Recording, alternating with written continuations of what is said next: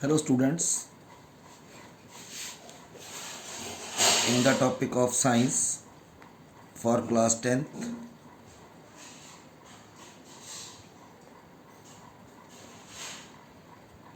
from chapter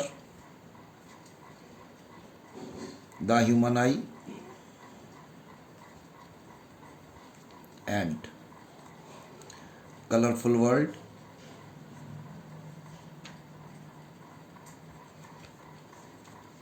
I have another subtitle from the defects of eye.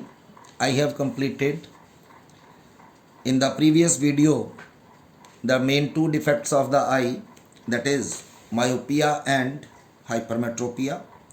The third defect of eye, which commonly occurs in people in the old age, that one is presbyopia. The presbyopia है क्या? It's a, you can say, another type of the hypermetropia. क्या होता है इसमें? In this defect, the power of accommodation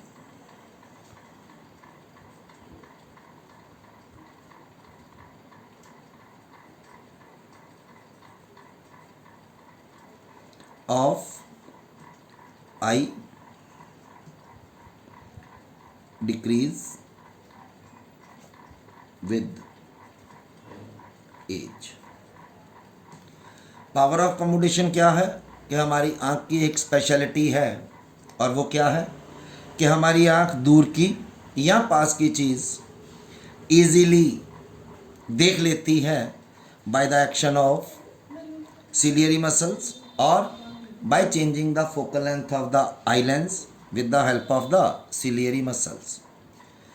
और कई बार क्या होता है, पावर ऑफ कम्युनिकेशन अगर डिक्रीज हो जाती है विद द ओल्ड एज, तो उसका रिजल्ट के near point in most of people recede away, दूर चला जाता है, और उसके कारण a person find difficulty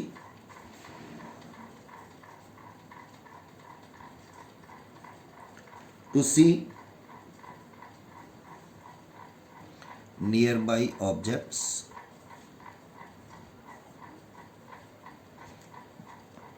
without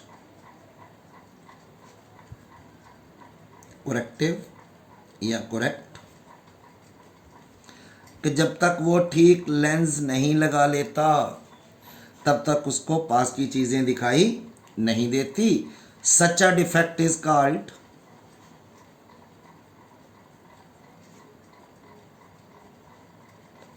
presbyopia.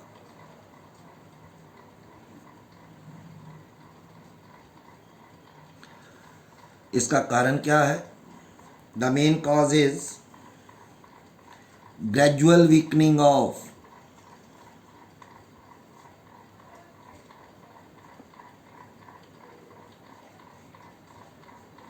ciliary muscle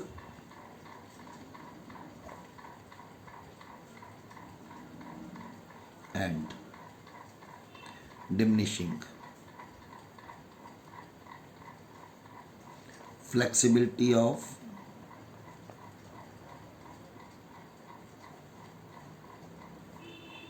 eye lens.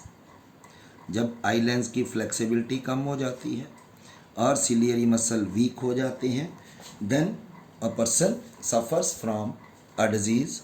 That disease is called presbyopia. Another disease which commonly we come across, that is a cataract. आमतौर पे इसको मोतियाबिंद कहा जाता है. ये भी आमतौर पे ओल्ड एज में होता है. इसमें क्या है कि आई लेंस के आगे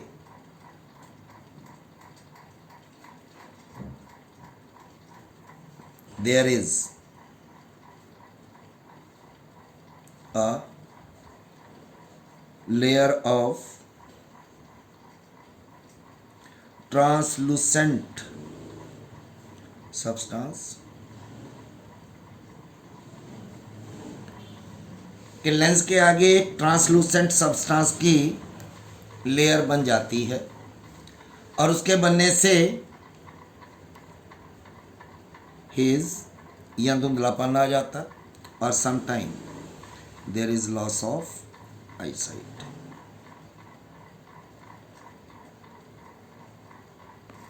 इस कारण the person is unable to see the objects clearly और इसका इलाज इट कैन बी क्योर्ड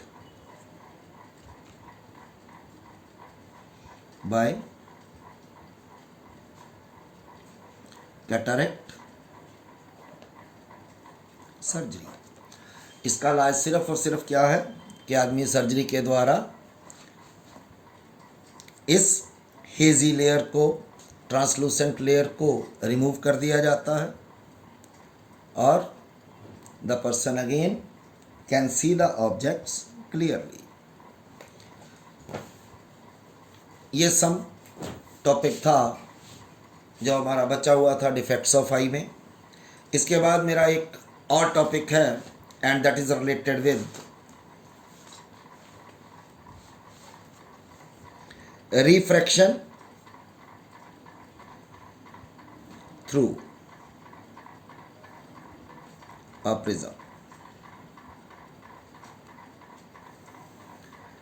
सबसे पहले हमने रिफ्लेक्शन किया, रिफ्लेक्शन थ्रू मिरर, फिर हमने किया refraction, refraction through glass slab, refraction through lens. Now there is another title that is refraction through a prism। तो सबसे पहले बेटा पता होना चाहिए कि प्रिज्म है क्या। प्रिज्म क्या है? A prism is a transparent piece of glass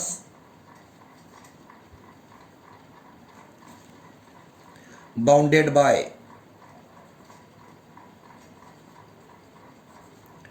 three square and two triangular surfaces inclined at an angle called angle of prism। अगर डायग्राम में ड्रा करें, 3D में भी ड्रा कर सकते हैं, 2D में भी ड्रा कर सकते हैं, 3 डायमेंशनल फिगर भी बना सकते हो, 2 डायमेंशनल फिगर भी बना सकते हो। 3 डायमेंशनल ड्रा करते हैं तो ये कुछ इस तरह की फिगर बनती है।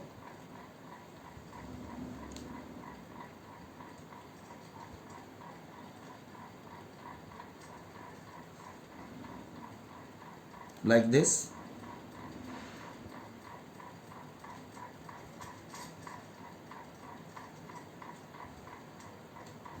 जिसमें एक ये ट्रायंगल, एक ये ट्रायंगल, दो triangles. This one is, these triangles are inclined at an angle, this one angle is called angle of prism। Commonly ये ट्रायंगल जो होती हैं इक्विलेटरल ट्रायंगल होती हैं। अगर ट्रायंगल इक्विलेटरल हैं देन, क्योंकि सरफेसेस सारी स्क्वायर हैं तो साइड सारी इक्वल होंगी, ट्रायंगल जो होंगी वो इक्विलेटरल होंगी। अगर ट्रायंगल्स इक्विलेटरल हैं then angle of prism is always 60 degree. अब इसमें 3 स्क्वायर हैं। एक ये स्क्वायर दिखाई दे रहा है, ये वाला, एक इस तरफ स्क्वायर दिखाई देगा और एक ये सामने से स्क्वायर दिखाई देगा। ये तो है 3 डायमेंशनल फिगर, लेकिन कॉमनली हम 2 डायमेंशन में प्रिज्म को ड्रा करते हैं like this. in the form of a triangle. This one is called angle of prism. So here a question rises कि how the refraction through a prism take place. तो prism में से जब भी white light या light pass की जाती है, when white light is passed through prism, तो प्रिज्म क्या करता है? It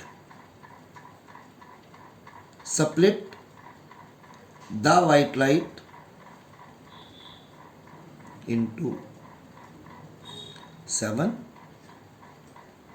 colours. तो लाइट जो है वो 7 कलर में ब्रेकअप हो जाती है, स्प्लिट अप हो जाती है. किस तरह? अगर डायग्राम ड्रा करते हैं, ये prism, this one is a white light coming from a source. When it is passed through a prism, refraction हो गई, bend हो गई. This one is a screen.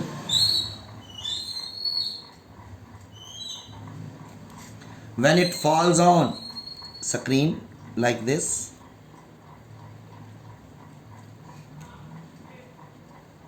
then on the screen we get this one part.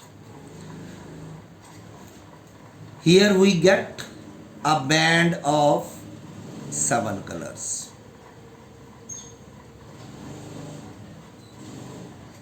This band of 7 color is called spectrum. On the screen, when light is passed through prism, it's split up into 7 colors. These 7 colors, when collected on a screen, we have a band of 7 colors. On the top there is a red color, on the bottom we have a violet color, and the band of 7 color is represented by a letter Vibgor. V stands for violet, I stands for indigo, B stands for blue, G stands for green, Y stands for yellow, O stands for orange, and R stands for red. So we get a band of 7 color, that is spectrum. The spectrum is of 2 types. One is called pure spectrum and second is called impure spectrum. Pure spectrum कब होता है कि अगर ये 7 के 7 colour हमें अलग अलग दिखाई देते हैं. यहाँ ये 7 कलर्स बनते हैं, V, I, B, G, Y, O, R.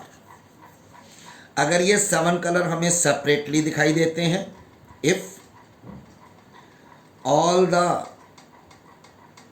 Colours are seen separately, then it is a pure spectrum. और इम्प्योर कब होगा? If sometimes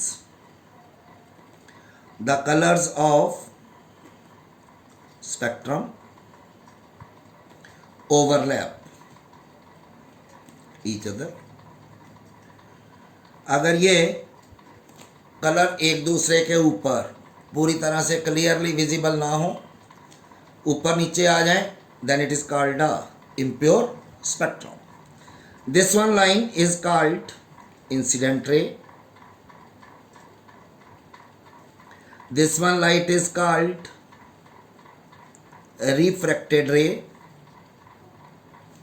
and this one line is called emergent ray. Emergent रे कब बनती है? अगर ये इंसिडेंट रे सीधी जा रही है, जाना इसको इस तरह चाहिए, लेकिन इस तरह ना जाके क्या होता है, इसको ये बेंड हो जाती है। बेंड होके ये लाइन इमर्जेंट रे बनती है। अगर इमर्जेंट रे को पीछे की ओर ले जाएं तो इस तरह दिखाई देगी ये। इमर्जेंट रे और रिफ्रैक्टेड रे, सॉरी, इमर्जेंट रे और इंसिडेंट रे के बीच में ये इमर्जेंट रे है, ये इंसिडेंट रे। इमर्जेंट रे और इंसिडेंट रे के बीच में एक एंगल बनता है, that angle is called angle of deviation. लिखा जाता है इसको डी के साथ। तो एंगल ऑफ डेविएशन क्या है कि एंगल थ्रू विच